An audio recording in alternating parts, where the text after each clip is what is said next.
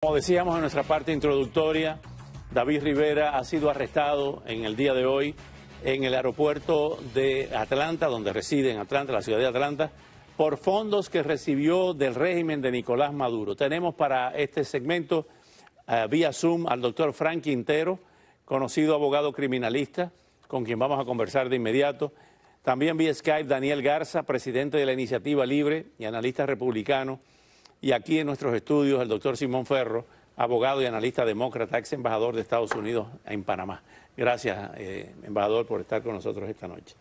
En el mes de junio, nosotros invitamos a David Rivera al programa y esa fue una de las preguntas que le hicimos sobre lo que ya se señalaba como un contrato entre el gobierno de Nicolás Maduro y David Rivera en conjunción con Raúl Gorrín, que hoy se encuentra prófugo de la justicia norteamericana, en Venezuela se encuentra.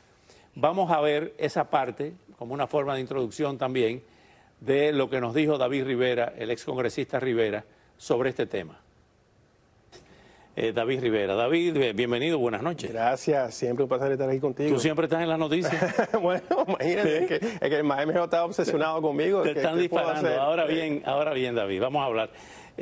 Como siempre hablamos, las preguntas que yo te haga nada más nos vamos a enterar tú y yo, nadie más se va a enterar. ¿Vas a aspirar nuevamente? ¿Por qué? Bueno, ya yo entregué mis papeles para aspirar nuevamente. Estoy esperando que el Estado de la Florida y la División de Elecciones me confirman esa candidatura. Yo espero que en estos días ya voy a tener noticias de ellos. Yo creo que esto es un momento de crisis en nuestro país y en nuestro estado, sea el precio de la gasolina, el precio de la comida, la inflación. Yo creo que esto no es el momento de novatos en la vida pública. Yo soy alguien que tengo décadas de servicio público a esta comunidad, 10 años en la Cámara de Representantes estatal y federal, y no creo que hay ni siquiera una institución pública en nuestra comunidad que no ha sentido el impacto positivo de mi servicio público, sea el FIU con la Escuela de Medicina, sea el Miami-Dade College con el campus de Hialeah, sea Jackson Memorial Hospital protegiendo los fondos del Medicaid para aquellos que no pueden pagar por su seguro médico, el túnel del puerto de Miami, que eran miles y miles de trabajos que se crearon con este proyecto. Así que por toda la comunidad yo creo que reconocen que yo tengo una trayectoria, un historial de resultados para nuestra comunidad. David, tú sabes que tú y yo siempre hemos hablado directa, francamente, con las cartas sobre la mesa. Por décadas. Por décadas, sin trastiendas. ¿En qué lío estás metido ahora con esto de PDVSA y las investigaciones que se están, esos millones que te pagaron, cómo qué? Bueno, eso nunca ocurrió. Creo ¿Pero que te dieron 15 millones? No, nunca. Esto es, como yo digo, las noticias falsas, estas calumnias, mentiras, esta campaña de difamación del Miami Herald. No existe, ni ha existido, ni puede existir ningún contrato entre David Rivera o cualquier compañía asociada con David Rivera y PDVSA. Yo le digo al Miami Herald, yo les reto al Miami Herald, si ese contrato existe entre David Rivera y PDVSA, que vengan aquí a Oscar Asa y que lo demuestran, porque David, no existe. Perdóname. Hay un contrato de Florida Inter-American Consulting Inc. con PDVSA. No existe. No existe ningún contrato. ¿Qué compañía es esa? Te voy a explicar. Sí. No existe ningún contrato entre esa compañía y PDVSA. Lo que sí existe es que en el año 2017, cuando Donald Trump entra a la presidencia, líderes de la oposición venezolana me vienen a hablar para pedir sugerencias, para pedir consejos. De la oposición, no del gobierno. De la oposición. ¿Nunca hablaste venezolana con Raúl Gorrín? No, de la oposición. El que me presenta a la oposición venezolana se llama Raúl Gorrín. ¿Que es un chavista? No, es un empresario. Es un empresario que me presenta a todas las ramas de los líderes de la oposición venezolana. Esos líderes me dicen a mí, David, hay personas dentro de Citgo en Houston, no dentro de PDVSA, Citgo en Houston, que es una compañía americana inscrita en Delaware con oficinas en Nueva York, y me dicen, hay disidentes dentro de Citgo que no están contentos con la dirección de la compañía, no están contentos con el manejo de la compañía desde Venezuela y quieren hacer cambios y quieren contratar a alguien para dar sugerencias y consejos sobre esos cambios. Por eso me contratan. Nunca ha existido ningún contrato con PDVSA. ¿Te contrataron como qué? Consultor. Como consultor. Sí. Lo negó todo y hoy fue arrestado por los federales en el aeropuerto de Atlanta. Tenemos, como ya hemos presentado, al doctor Frank Quintero Jr., con quien vamos a conversar, abogado criminalista.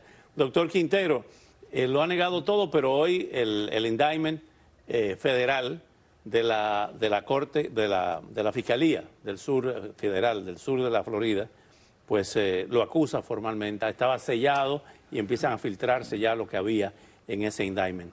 Su opinión como abogado criminalista.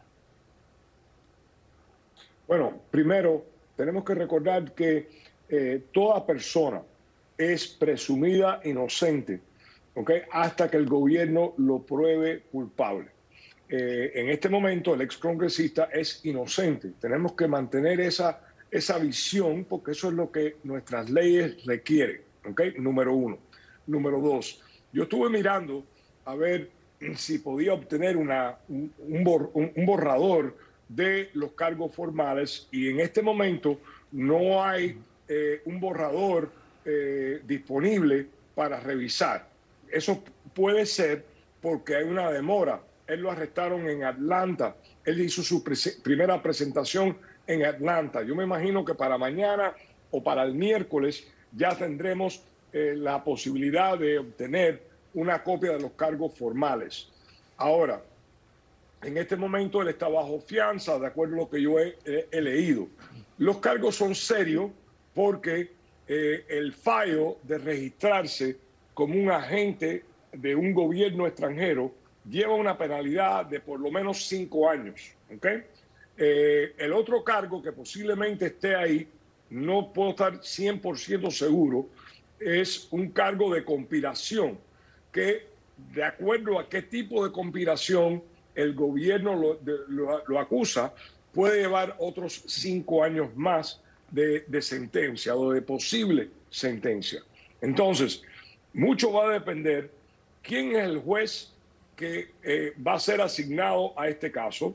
Segundo, ¿quién es el fiscal que está asignado a este caso? En este distrito hay 2 fiscales que se han concentrado en estos tipos de cargos y los 2 son muy buenos abogados, llevan muchos años presentando cargos en contra de personas que o han tenido contratos directamente con PDVSA o que se han beneficiado de las relaciones con otras personas con PDVSA. Ahora bien, los cargos son serios. Perdón, Frank, él me niega que el señor Raúl Gorrín tuviera algo que ver con hubiera cometido algún delito en las Cortes de los Estados Unidos, Sin embargo, Raúl Gorrín ha sido declarado prófugo de la justicia de los Estados Unidos y está en Venezuela.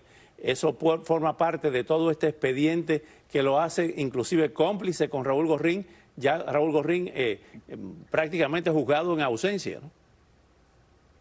Oscar, eso no lo sabemos hasta que no veamos el borrador de los cargos formales. Es posible que le hayan presentado otros cargos formales, otro caso al señor Gorrín, pero en este momento no sabemos, pueden haberlo presentado o no.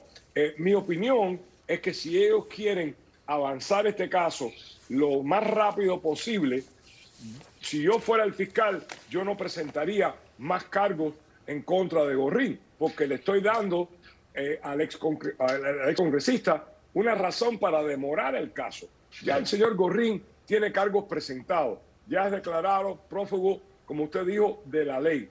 No hay necesidad de presentarle más cargos a Gorrín en este caso, en mi opinión. Ahora bien, me comentaba Simón Ferro, fuera del aire, que le llama la atención de que fue arrestado en el aeropuerto de Atlanta junto a su esposa. Quizás se iba a ir y por eso lo arrestaron en el aeropuerto. Bueno, mira, yo estoy de acuerdo con el doctor Quintero y yo creo que todo el mundo es inocente hasta que es encontrado culpable en una corte. David Rivera siempre ha estado al margen de una serie de temas legales y éticos a través de los años, eso lo sabemos, lo hemos leído aquí, es parte de la historia, ¿no?, política de Miami. Lo que sí me extraña, y yo no soy abogado criminalista, así que yo no voy a comentar con la autoridad que comentó Frank, es que él tiene que haber sabido que esta investigación, todo se sabe que había sido investigado. Normalmente, cuando hay una persona que está siendo investigado, los abogados de esa persona están en contacto con la Fiscalía. O sea, hay cierta colaboración o por lo menos contacto, y en la gran mayoría de los casos se le da la oportunidad a la persona acusada, que va a ser acusada, que se entregue voluntariamente para evitar el bochorno de un arresto público, ¿no? Y aquí eso no ocurrió. Así que eso me extraña mucho del por qué no ocurrió.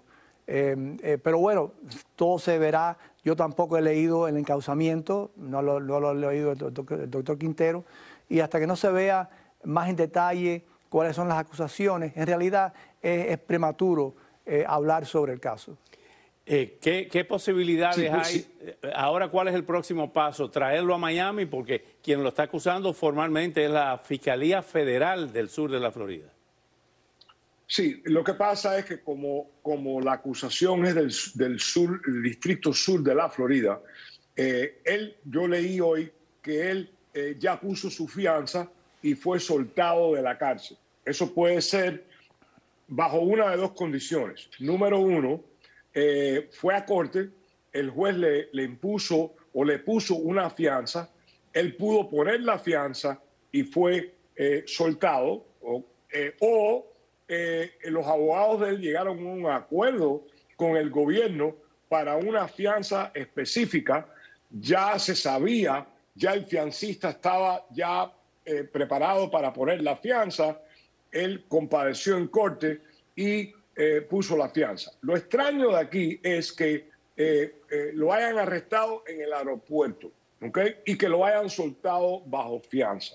Normalmente cuando arrestan a alguien en un aeropuerto con cargos presentados, normalmente es que lo mantengan sin fianza y detenido.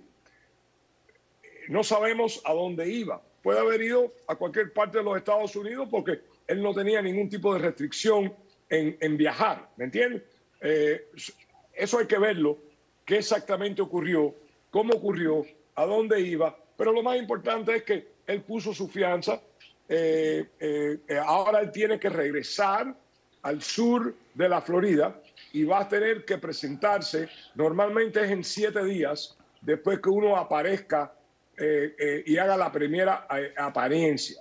Lo que yo recomiendo o le recomendaría al excongresista es que en lo que él pueda económicamente se busque el mejor abogado posible que esté dentro del sistema federal.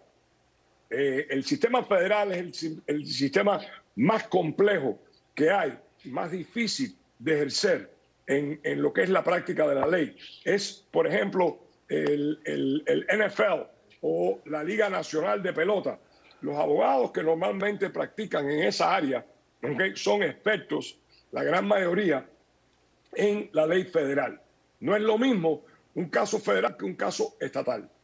Gracias, el doctor Frank Quintero Jr. Continuamos con Daniel Garza y Simón Ferro. Al regresar tendremos más de la actualidad nacional. Los dejamos ahora con lo último de las sanciones de petróleo ruso por parte de la Unión Europea. A partir de hoy se impone un tope de precio de $60 por barril y el embargo a las importaciones de crudo transportadas por barco. Veamos.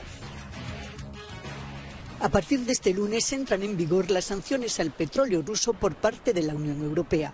Se aplica el embargo a todas las importaciones de crudo transportadas por barco y el tope de precios que no debe superar los $60 el barril cuando el precio del mercado es de 65. Un tope de precios respaldado también por los países del G7 y otros socios internacionales como Australia a propuesta de Washington. Esta última medida ha provocado el rechazo de Ucrania, que quería que el precio se limitara a $30, y el de Rusia, que amenaza con cortar totalmente el suministro. Con estas sanciones, la Unión Europea quiere atacar una de las principales fuentes de ingresos del Kremlin para financiar su guerra en Ucrania.